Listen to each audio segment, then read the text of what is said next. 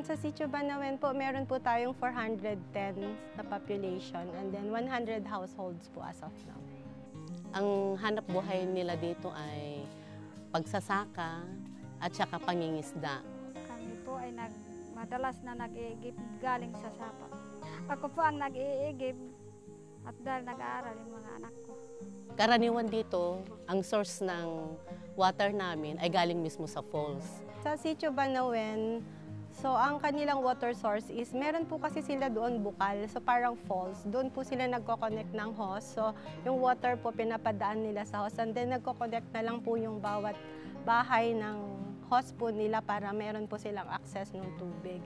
So mostly po yung nagkukan po ng water doon, nag-iipon is yung mga nanay.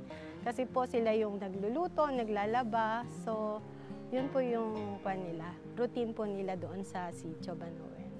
Bali, from sa Barangay Maloma, magta-travel kami pamagitan ng tricycle. Siguro mga 20 minutes, mga ganun. Kasi hindi naman maganda yung daan. Then, yung susunod dito sa Sagpat, sasakay na kami ng kariton. Yung kariton, from Sagpat to Banawen na, umaabot ng 2 o 3 oras. Kasi depende doon sa kalabaw. Lalo na yung panahon ngayon, mainit, yung kalabaw ang susuko, hindi kami.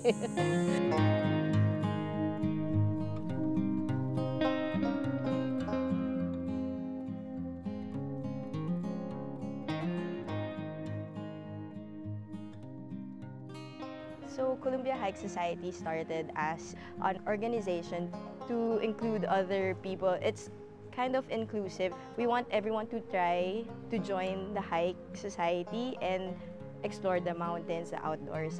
With Waves for Water, that's why we joined here. It's not just for the sake of hiking. We want it to have a purpose. So we want to help a community, not just this community. Hopefully this won't be the first and last. Like, this will be the first of many communities that we will be helping.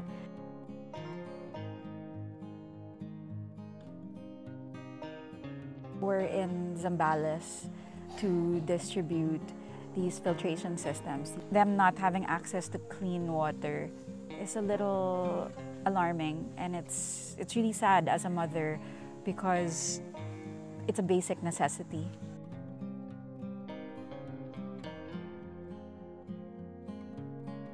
Earlier, we also traveled from the bayan going to the sitio. And I learned that people walk that long to go to places like to their school or access to water. Unlike us, when I say us, who live in the cities, 3 steps, 10 steps, meron na tayong clean water access. And sila, if they go to the Sapa, it's not even sure if it's clean or not.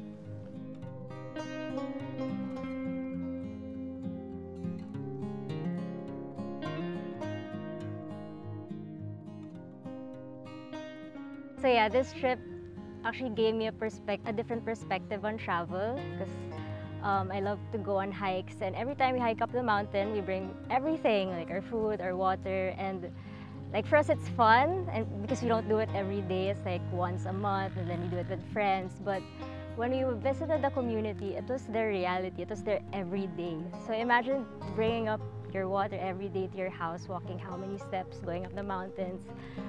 It's hard, and especially if you're a woman. Ay, bilang isang nanay po, napakahalaga po kasi yung access sa malinis na tubig.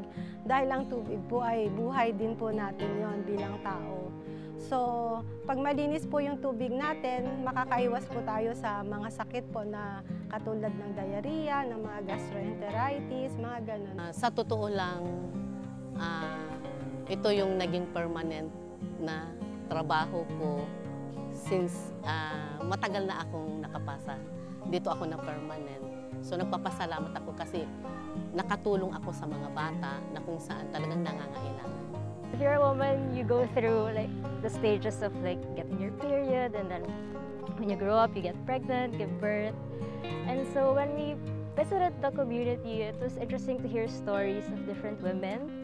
And as a first-time mom, I was so inspired to like meet strong and hardworking moms.